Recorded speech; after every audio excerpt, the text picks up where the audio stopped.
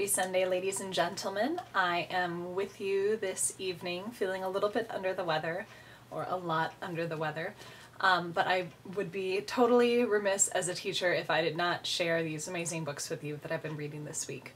The first one I finished is The Lemonade War, which is one of our books for the Battle of the Books. It's a relatively speedy read.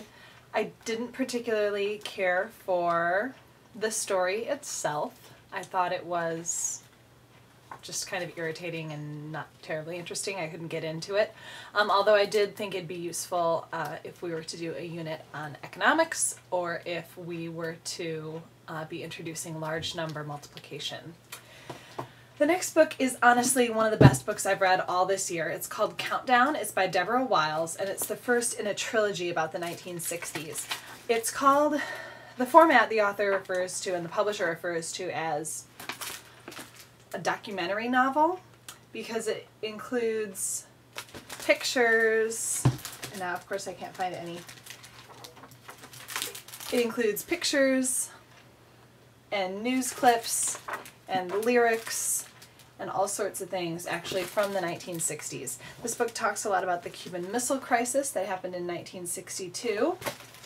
I found it extremely interesting. I found it extremely well designed and well put together.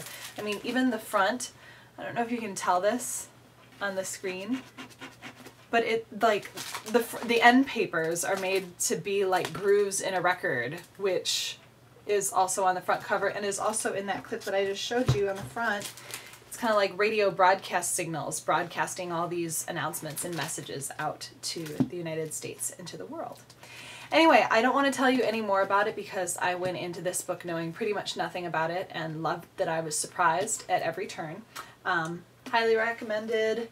I now think that it's actually my #1 Newbery nomination for this year.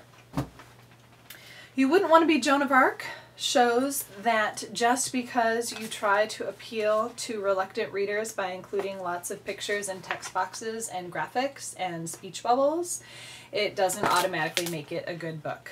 This is kind of a throwaway book, perhaps useful if you were studying Joan of Arc or trying to irritate your catechism teacher, but for my purposes not good for much else. The last book I read this week is by one of my all-time favorite authors. It's called Alchemy and Maggie Swan, and it's by Karen Cushman, who also wrote The Midwife's Apprentice, which won the Newbery in the late 90s, I believe. She wrote Catherine Called Birdie, The Ballad of Lucy Whipple. She wrote Rodzina, which was awful. I really didn't like it. And she also wrote The Loud Silence of Francine Green. This one takes place in Elizabethan England. It follows a girl who is sent away from her mother's house into her father's place. Her father is an alchemist, somebody who is trying to discover the Philosopher's Stone or be able to distill gold from regular base metals. It's a fantastic book. I was originally really irritated because she keeps repeating "ye toads and vipers" a ton, and I thought that it was just a cheap ploy to have something similar to Corpus Bones from Catherine Called Birdie, but it wound up fitting in quite nicely and overall was an enjoyable book. It was one of the first books since Rafe Esquith's new book where I actually stayed up as long as I could to finish it and then woke up early the next morning to finish the last piece of it.